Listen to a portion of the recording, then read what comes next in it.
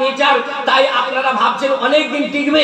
আমি শামসুদ্দিন বলে যাচ্ছি, খোদার কসম, this is my challenge. Modi বাবু যখন যাবে 50 বছর 6 বার নাম নেবেন। আপনি ভাববেন যে এই কনফিডেন্স কোথা থেকে পেলেন? শুধু এই জন্য পেলাম যে মুসলমানকে যারা পৃথিবীতে দেখবেন ফাসাদ আর বিবাদে লাগাবে, আমার আল্লাহ তাকে কোনোদিন ক্ষমা করবে না। अरे तुम कौन से खेत के मूली हो, कितने आए और कितने चले गए। सद्दार, हामान, कारून, फिराउन, आज शैतान भी उसका नाम नहीं लेते। আমি বিহারে ছিলাম, আমাকে একটা চিঠি দিল, বলে হুজুর এখানে তো কি বলে তোমার চিকেনও খাওয়া বন্ধ করে দিয়েছে। জি, এখন গরু মাতা, তো গরু যদি মা হয় তাহলে ষাঁড় তোমার বাপ। কিছু একটা তো ভাই মা হলে তো বাপ হতে হবে নাকি? এমনি এমনি মা হয়ে যাবে। ওই একটা এখন টিম উঠেছে একটা, শুনেছেন? ওই মনে মনে নামাজ পড়ে, নামাজ আবার মনে মনে চাপ, কিছু করতে হবে না, একটু চোখ বুঝে নিলে বলে নামাজ পড়ে নিচ্ছে। ভাঁওতাবাজি। তো মনে মনে যদি নামাজ হয়, তো বিয়ে করে বউকে বল তুই সোদা ভাই আমি শুই ঘরে, তো মনে মনে একটা বেটা ছাড়া হবে হবে। মিষ্টি দোকানের সামনে গিয়ে দাঁড়িয়ে থাকো, 4টে মিষ্টি মনে মনে খেয়ে নাও, বউকে বল বেটা রান্না করবি নি, ও মনে মনে খাবে, চলবে?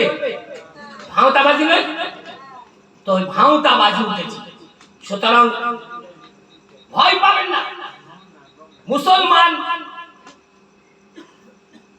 কোনদিন ভয় পায় না। This was the spiritualist stage. বলে जो डर गया হ্যাঁ, এ তো মনেই থাকবে। হ্যাঁ, আপনারা জানেন बोले गब्बर को एक ही आदमी मिटा सकता है, वो कौन है? खुद गब्बर जी। तो मोदी बोले मोदी बाबू को एक ही मिटा सकता है, वो कौन है? ममता। सुनेंगे? मोदी बोले अरे मोदी को सिर्फ एक ही शख्स मिटा सकता है, मोदी को सिर्फ एक ही शख्स दुनिया में मिटा सकता है, वो कौन है? ममता। ममतार नाम सुनले বুঝতে পেরেছেন? মোদি বাবুর ব্লাড প্রেসার হাই হয়ে যায়। মমতার নাম শুনলে মোদি বাবুর সুগার লো হয়ে যায়। এই পরিস্থিতি আমরা বাইরে থাকি, যেখানে গরুর নাম নিলে যাবন জীবন জেল। যে গরু আপনারা 70-80 হাজার টাকায় কেনেন, দরজার সামনে পড়ে গড়াগড়ি খাচ্ছে, কেউ দেখভাল করতে वाला নেই। আর এই যে কটা বলছে গোরক্ষক, এসব জালি। যদি তাই হতো তাহলে গরুর খিদমত করতো, কিন্তু দেখা গেল কিচ্ছু নয়, শুধু একটা প্রোপাগান্ডা। আমি কয়েকটা ঘটনা আমার সঙ্গে ঘটেছে, আপনারা শুনলে আপনাদের পায়ের জমিন হিলবে। এমন এমন পরিস্থিতি এখন বাইরে। কিন্তু আমি আপনাদের কাছে শুধু একটাই রিকোয়েস্ট করব, সেটা হচ্ছে এই আই ডোন্ট কেয়ার দ্যাট কে কি করছে আমার ওলিয়ে কোনো যায় আসে না। আমাদেরকে পরিবর্তন হতে হবে, আমাদেরকে একটু রাস্তায় আসতে হবে। মুসলমান এখন যে গুনাহ করছে, এই গুনার আর কোনো ক্ষমা নাই। ছেলে খাবে, মেয়ে খাবে, বউ খাবে, শ্বশুর খাবে, শাশুড়ি খাবে, ভাত বাঁচলে কুকুরও খাবে, কিন্তু বৃদ্ধ মা আর বাপ এক মুঠো ভাত খেলে ভাত কমে যাবে। আপনারা নয়, আমি তো ওই দিকের কথা বলতে জি চিন্তা করুন। তারপর আলিম উলামা, মসজিদের ইমাম, আমরা এদের কদর ছেড়ে দিয়েছি, এদেরকে চাকর বলে মনে করি, এদেরকে অকেজো বলে মনে করি। যখন আলিম উলামার কদর দুনিয়া থেকে উঠে যাবে, আল্লাহ পাক মুসলমানের সম্মান তখন তুলে দেবে। এই জন্য এখন মুসলমান যেখানেই যাচ্ছে লাঞ্ছিত আর বঞ্চিত, কেউ এদেরকে আপন করে না। এই দেখুন না, একটা আট গাছে 3টে চোর ঢুকেছে, কটা? 3টে।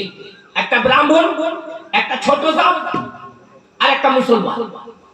যার আট গাছ এসে পড়েছে, সে এসে দেখছে বেটা 3 জনই চড়পড় করে ভাঙছে আর খাচ্ছে। এখন মাথা মেরেছে যে এখন যদি আমি বলতে যাই তো 3 জন মিলে তো আমাকেই ছুটাবে, 3টে চোর আমি একা মালিক। আস্তে আস্তে পা করে গেছে, গিয়ে সহানুভূতি দেখাচ্ছে, ওরে ভাই এবছর আল্লাহ আমার কাছে অনেক আম দিয়েছে, তোমরা খাচ্ছ আমি খুশি, তবে আমাকে বলে খেলে আমি আরেকটু খুশি হতাম। এই সুন্দর মধুর মিষ্টি ভাষা শুনে যারা ভিতরে ছিল সব বেরিয়ে এসেছে। তা বলছে তুমি কে? বলে আমি ব্রাহ্মণ। তুমি কে? আমি মুসলমান। আর তুমি কে? বলে আমি ছোট জাত। তো বলে দেখো ভাই, ব্রাহ্মণ খাচ্ছে আমার কপাল, মুসলমান খাচ্ছে আমার বরকত, তা তুই বেটা ছোট জাত, তুই কেন খাবি? তোর সঙ্গে আমার কিসের সম্পর্ক আছে? দুটো আগ ভেঙেছে, ভালো করে ওকে কুটেছে। এরা দুজন মনে করলো আমরা বেঁচে গেলাম। এইবার ব্রাহ্মণকে ঢুকেছে। দেখো ভাই, মুসলমান আমার খাবে বরকত, ইন্নামাল মুমিনুনা ইখওয়া, একটা খাবে চারটে দেবো। কিন্তু তুমি ব্রাহ্মণ, তোমার সঙ্গে তো আমার কোনো সম্পর্ক নেই, এ তো আমার জাত ভাই, তো এ খাবে খাবে, তো তুমি কেন খাবে? এইবার দুটো আগ ভেঙে ওকে ভালো করে খেতে করেছে। মুসলমান মনে করলো বেঁচে গেলাম। এইবার একে ধরেছে, তুমি হারাম হালাল বোঝো আর লোকের কাছে ভেঙে আখ খাও চুরি করে। দুটো আগ ভেঙে একেও ভালো করে কুটাই করেছে।